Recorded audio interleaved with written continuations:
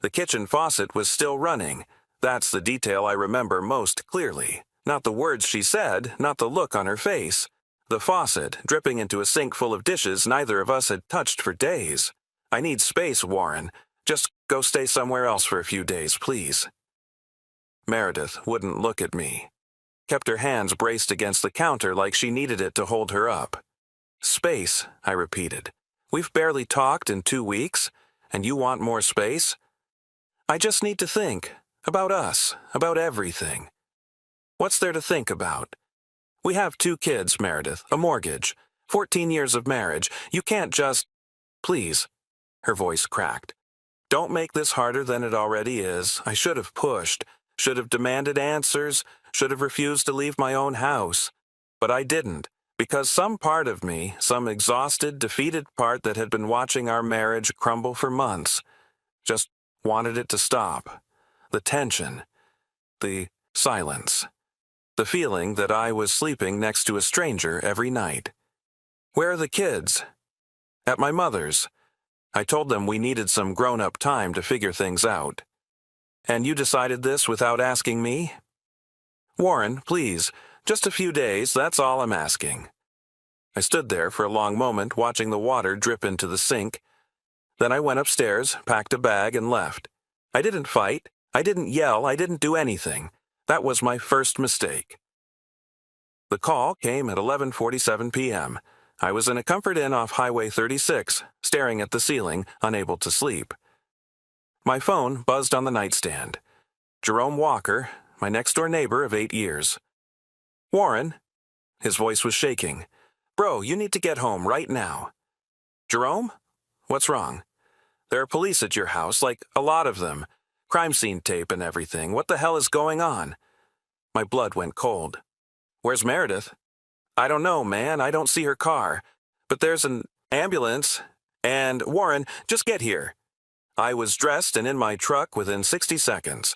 The drive from the hotel to my house was 11 miles. I made it in 8 minutes. What I saw when I pulled onto Maple Ridge Drive stopped my heart. 3 police cruisers, an ambulance with its lights still flashing, a white van with crime scene unit printed on the side. Yellow tape stretched across my front porch, bright against the darkness. My home. My family's home. A crime scene. I slammed my truck into park and ran toward the house. An officer stepped in front of me before I reached the tape. Sir, I need you to stop right there. This is my house. What's happening? Where's my wife? Sir, are you the homeowner? Yes, Warren Caldwell. I live here. What's going on? The officer's face changed. Something shifted in his eyes. Suspicion, maybe. Or caution. Mr. Caldwell, I need you to come with me. There are some detectives who need to speak with you. Not until... You tell me what happened. Sir, where is my wife? Another voice cut through the chaos. Female, calm, authoritative. Mr. Caldwell, I'm Detective Alma Reyes. Please come with me. We have a lot to discuss. She was in her early 50s, gray streaking her dark hair with the kind of face that had seen too much to be surprised by anything. My wife is not here. We're trying to locate her now. Then why is there crime scene tape on my house? Why is there an ambulance? Detective Reyes studied me for a long moment. Mr. Caldwell, when was the last time you were inside your residence? This afternoon, around 4. My wife asked me to leave for a few days. She said she needed space. And you left? Yes. Without argument?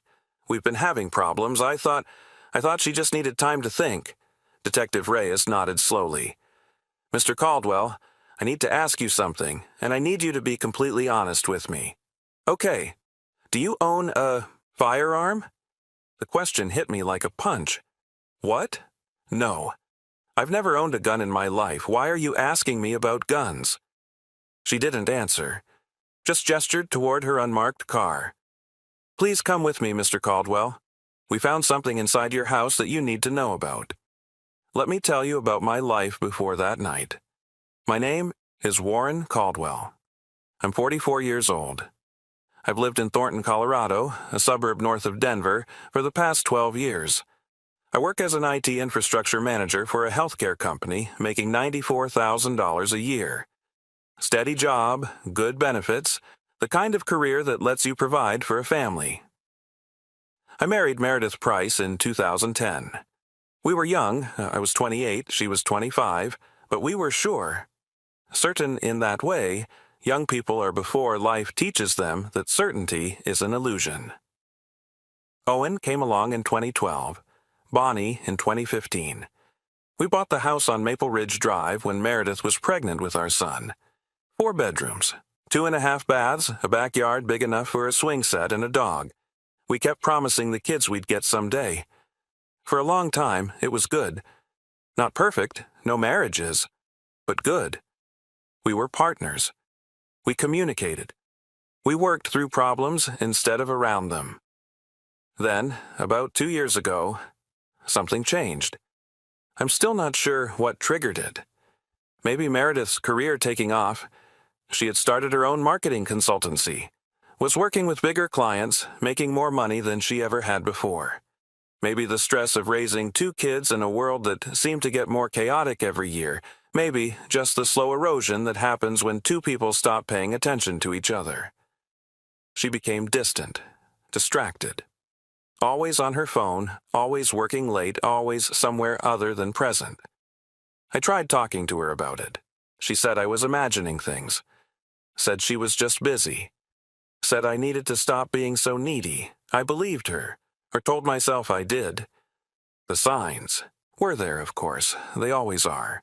The new lingerie I never saw her wear. The gym membership she suddenly started using religiously. The way she would turn her phone face down whenever I walked into the room. I ignored them. Buried them under work and kids and the daily grind of keeping a household running. I didn't want to know. And then she asked me to leave. I need space. Those 3 words that never mean what they say, that always mean something worse. I should have seen it coming. I didn't. Detective Reyes took me to the Thornton police station. Not under arrest, she assured me, just for questioning, just to clear some things up. I sat in an interview room for 2 hours, answering questions I didn't understand about a situation no one would explain. Where was I between 6 p.m. and midnight? At the Comfort Inn on Highway 36. I could show them my credit card receipt. Why did my wife ask me to leave? She said she needed space. We'd been having marital problems. Did we argue before I'd left? No, I just left. Did I have any reason to believe my wife was in danger? No. She was fine when I left. Upset, but fine. Had I noticed anything unusual lately? Strange behavior? Unfamiliar people around the house? No, nothing. They let me stew in that room for another hour before Detective Reyes came back. This time, she had a folder. Mr. Caldwell, I'm going to show you some photographs. I need you to tell me if you recognize what you see. She laid the first photo on the table. My living room. But wrong. Furniture overturned, a lamp shattered on the floor, dark stains on the carpet that I knew, with sick certainty, were blood. What happened? Second photo. My kitchen, the sink where Meredith had stood just hours ago asking me to leave. More blood. Spatter on the cabinets, the walls, pooling on the tile floor. Mr. Caldwell, where is my wife? Where is she? We don't know. She's not at the residence. Her car is gone. Her phone goes straight to voicemail. Then whose blood is that? Detective Reyes laid down the third photo. A man. Late 30s, fit, dark hair, lying on my living room floor in a spreading pool of crimson. Dead. Do you recognize this man, Mr. Caldwell? I stared at the photo, at the face frozen in death. I had never seen him before in my life. No, I have no idea who that is. His name is Gavin Mercer, 38 years old, real estate agent based in Broomfield. I don't know him. Are you certain? He's never been to your home? Never met your wife? I told you, I've never seen him before.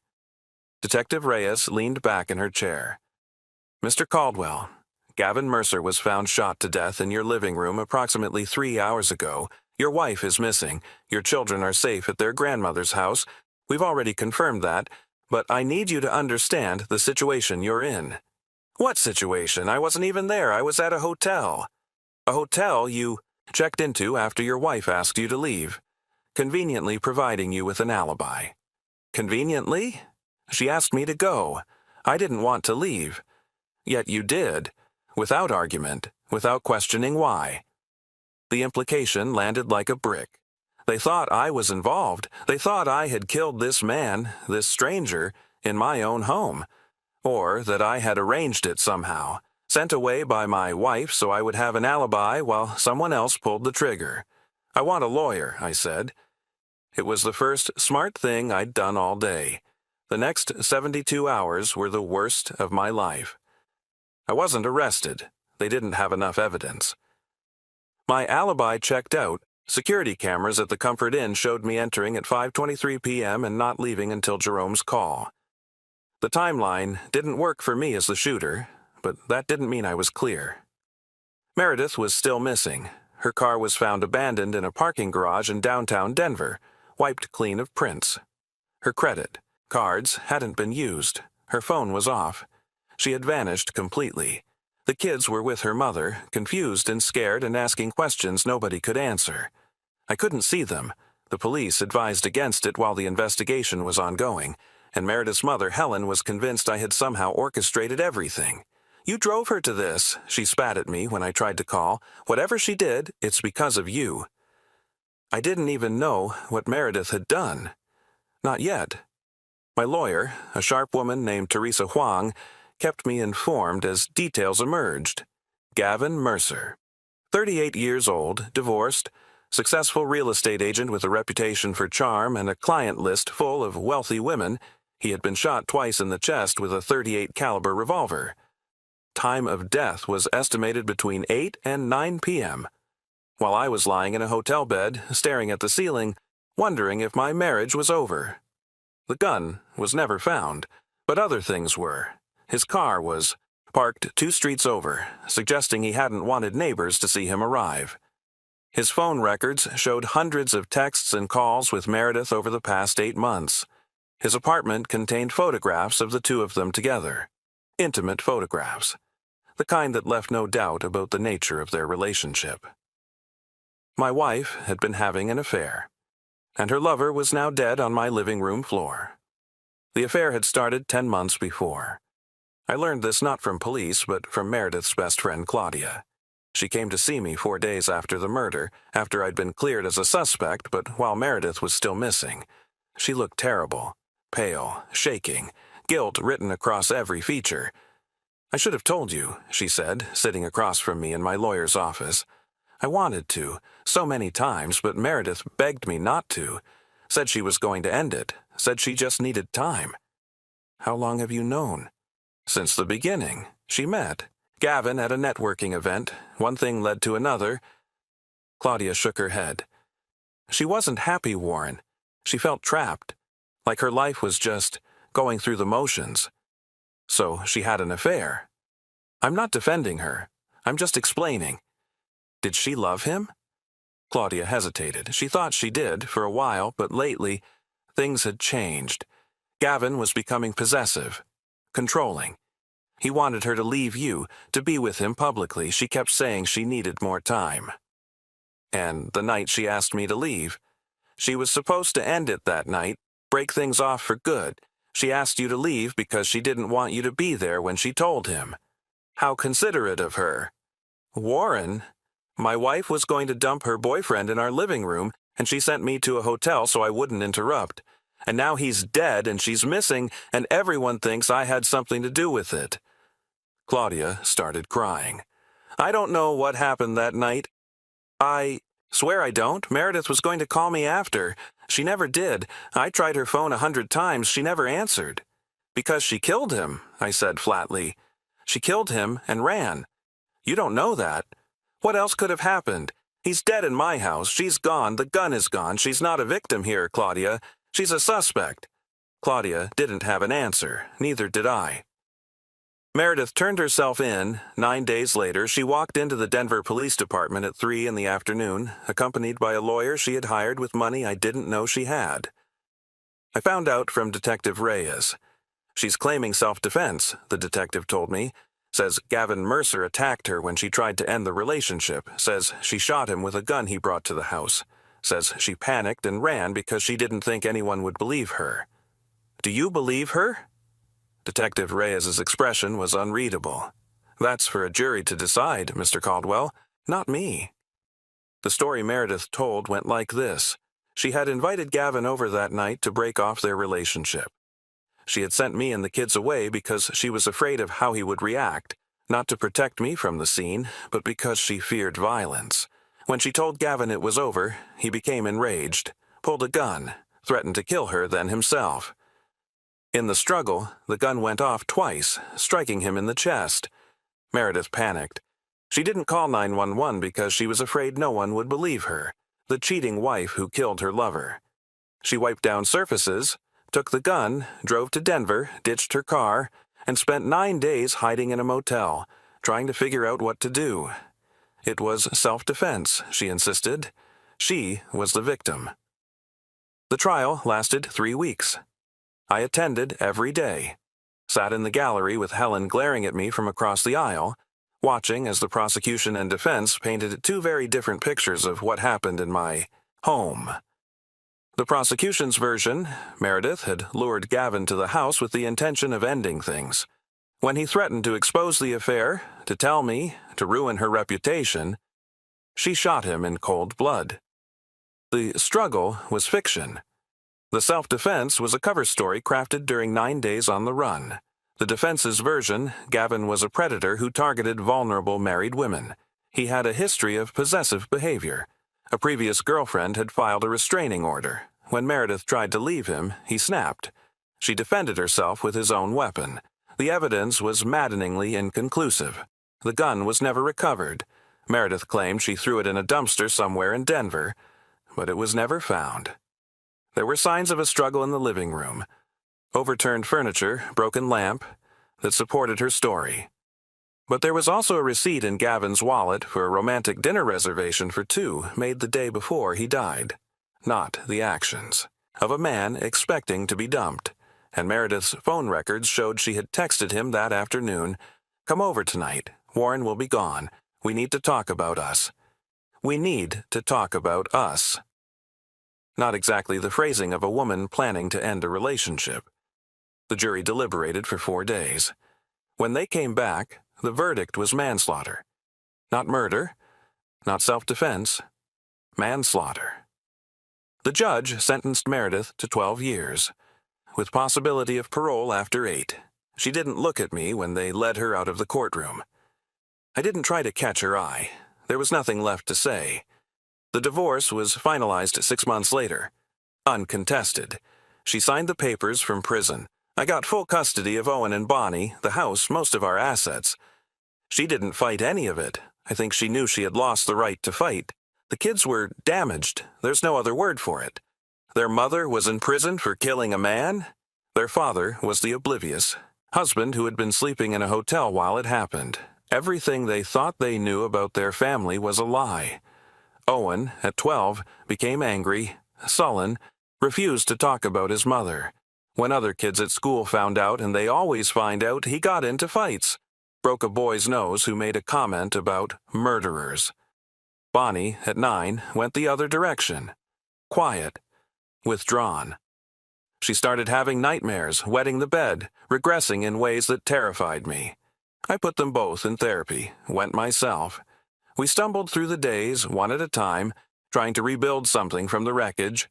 The house was impossible to live in. I tried for 3 months, but every time I walked through the living room, I saw the photos. The blood. The body of a man who had been sleeping with my wife. I sold it at a loss. We moved to a smaller place in Westminster, starting fresh in a neighborhood where no one knew our story. It helped. A little. Nothing helped enough. 3 years have passed. Owen is 15 now, a sophomore in high school. Still angry sometimes, but channeling it better. He joined the wrestling team, found an outlet for all that rage. His grades are decent, he has friends. He's going to be okay, I think. Bonnie is 12. She's in therapy still, probably will be for years. But she laughs again, makes jokes. has sleepovers with girlfriends and talks about boys she thinks are cute. The nightmares are rare now. I'm 47, still working the same job, still living in Westminster, still putting one foot in front of the other. I haven't dated, haven't wanted to. The idea of trusting someone again, of opening up, of being vulnerable. It feels impossible. Maybe it always will.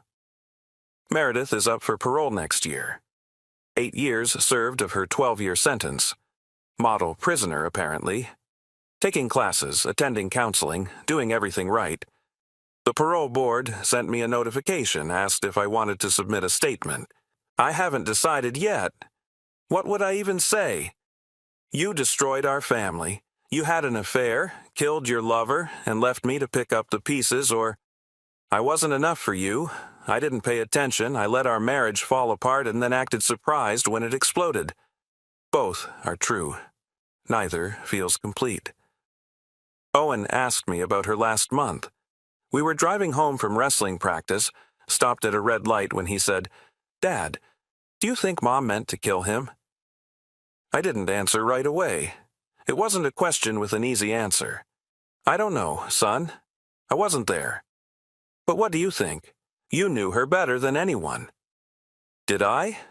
I had thought so once. I think your mom made a series of bad choices. The affair, the lies, sending me away that night. And I think when things went wrong, she made another bad choice, either in the moment or in trying to cover it up. But do you think she's a murderer? The light turned green. I drove forward. I think she's someone who did something terrible and is paying for it. Whether that makes her a murderer or a victim or something in between, I don't know if those labels matter anymore. They matter to me. Why? Owen was quiet for a moment. Because she's my mom, and I need to know if I should hate her or forgive her. I can't do both. I pulled into our driveway, turned off the engine. You can do both, actually. People do it all the time. Love someone and hate what they did, miss someone and be furious at them. Forgiveness isn't a switch you flip. It's a process, and you get to take as long as you need. Do you forgive her? I thought about Meredith, about the woman I married, about the stranger she became, about that night at the kitchen sink when she asked me to leave and I went without fighting. I'm working on it, I said. Some days are easier than others. Owen nodded slowly. Yeah, he said. I get that. We went inside. He did homework. I made dinner. The routine of ordinary life, rebuilt from the ruins of catastrophe. It's not the life I imagined, but it's the life I have. There's something I haven't told you. About 6 months after the trial, I received a letter. No return address. Postmarked from the state correctional facility where Meredith was incarcerated. I almost didn't open it. But curiosity won. Warren, I don't expect you to read this. I wouldn't blame you if you threw it away. But I need to say some things even if you never see them. I'm sorry. Those words feel pathetically inadequate, but they're all I have. I'm sorry for the affair. For lying to you. For sending you away that night, for everything that happened after. I'm sorry for what I did to our children. They don't deserve a mother in prison. They don't deserve the whispers and the stares and the weight of my choices on their shoulders. I'm sorry for the man you married disappearing, because somewhere along the way I stopped being her. I became someone I don't recognize, someone who could cheat and lie and ultimately do what I did in that living room. I know you want to know the truth. Here it is. I did try to end things that night, and Gavin did get angry, but I don't know anymore if he would have actually hurt me. Maybe he would have just yelled and left. Maybe I could have called the police instead of grabbing that gun. I'll never know. I made a choice in a split second, and now I live with it forever. I'm not asking for forgiveness. I'm just asking you to know that I'm sorry for all of it. Tell Owen and Bonnie that I love them, that none of this was their fault, that I think about them every single day. And Warren, I know I don't have the right to say this, but I hope you find happiness, real happiness, the kind I couldn't give you and didn't let you find with someone else. You deserved better than me. Meredith, I read that letter once, then I put it in a drawer and didn't look at it again for 2 years. I found it last week when I was cleaning out old files. read it again with fresh eyes. She was right about one thing. I did deserve better. But she was wrong about another thing. She didn't stop being the woman I married. She was always capable of this. The deception, the selfishness, the willingness to sacrifice others for her own desires. I just didn't want to see it. Maybe that's my fault. Maybe I should have paid closer attention. Maybe if I had fought harder for the marriage, for the truth, for anything, things would have been different. Or maybe not. Maybe some people are broken in ways that can't be fixed, and loving them means accepting that they might destroy you. I don't know the answer. I'm not sure anyone does, Bonnie asked to visit her mother last month. First time she's ever asked. 12 years old, standing in my kitchen, twisting her hands the way she does when she's nervous. I need to see her, Dad. I need to talk to her. I need to understand. I wanted to say no. Wanted to protect her from the pain of that fluorescent-lit visiting room, the orange jumpsuit, the mother who had become a stranger. But she wasn't asking for permission.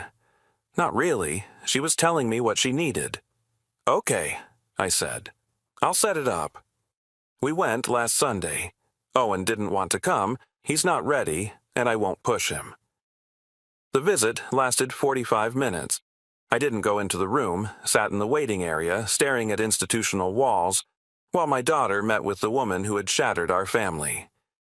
When Bonnie came out, she was crying, but not in the devastated way I feared. These were different tears. Cleansing, maybe, or at least the beginning of something that might eventually become closure. She looks old, Bonnie said in the car. Older than I remembered. Prison ages people. She said she thinks about us every day, that she's sorry, that she hopes someday we can forgive her. What did you say? Bonnie was quiet for a long moment. I said, I don't know yet, but I'm trying. I reached over and squeezed her hand. That's all any of us can do, sweetheart. Just try. The parole hearing is in 3 months. I've decided to submit a statement. Not to keep her in prison longer. 12 years is long enough for a crime committed in the chaos of a moment, whatever that moment really was. But to say what I need to say. What I should have said at the kitchen sink when she asked me to leave. To the parole board, my name is Warren Caldwell.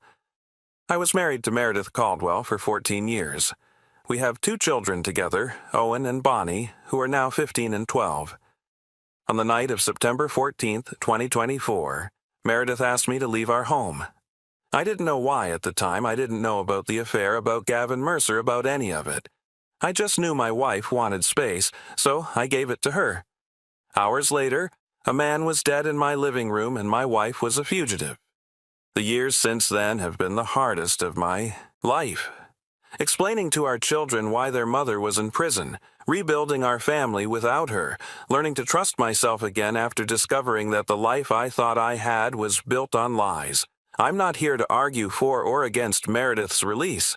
That's your decision, not mine. I'm here to say that whatever you decide, I hope it leads to something like peace. For Meredith, who has to live with what she did, for Owen and Bonnie, who are still figuring out how to love a mother they can't fully trust. And for me, who spent 14 years married to someone I never really knew. None of us chose this outcome, but all of us have to live with it. Whatever you decide, I hope it helps us move forward. Warren Caldwell. Maybe she'll get out. Maybe she'll serve her full 12 years. Either way, life will continue. Owen will graduate high school, go to college, become whoever he's meant to be. Bonnie will grow up, heal, maybe even thrive.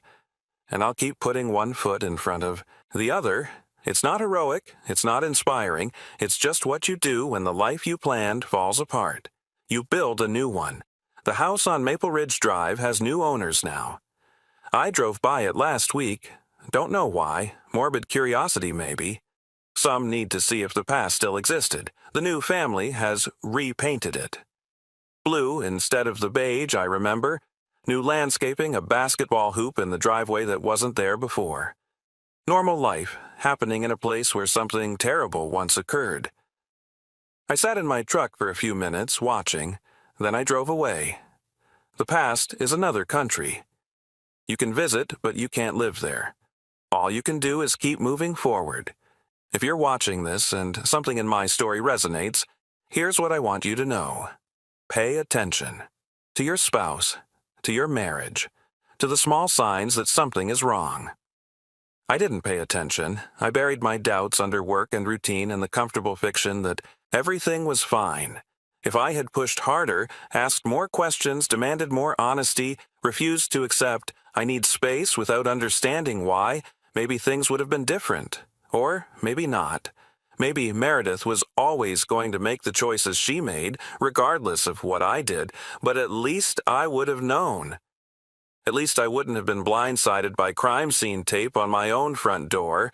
Pay attention, fight for your marriage, or end it honestly. Don't let it dissolve into silence and distance and unanswered questions. You deserve better than that. We all do. Owen made dinner last night. First time ever. Spaghetti with meat sauce, garlic bread, a salad that was mostly lettuce but still technically a salad. He didn't tell me he was doing it. I came home from work, and the table was set, food was ready, and my 15-year-old son was standing in the kitchen looking proud and nervous. I wanted to do something nice, he said. You've been working a lot. We sat down, ate together, talked about his classes, his wrestling matches, a girl he's too shy to ask out. Normal family dinner. 3 years ago, I didn't think we'd ever have one again. But here we are, broken and rebuilt. Scarred, but surviving. A family of 3 where there used to be 4. It's not what I planned, but it's real. And real, after everything we've been through, is everything. Thanks for listening. I don't know if my story helps anyone. It's not a story with a clear hero or villain, just a people making choices and living with the consequences. But maybe that's the point. Life isn't a movie. There aren't always clear answers or satisfying resolutions. Sometimes, you just survive and call that a victory. If you're going through something hard right now, a betrayal, a crisis, a moment where everything falls apart, know that survival is possible. It won't be easy, it won't be quick, but you'll get through it. One day at a time, one choice at a time.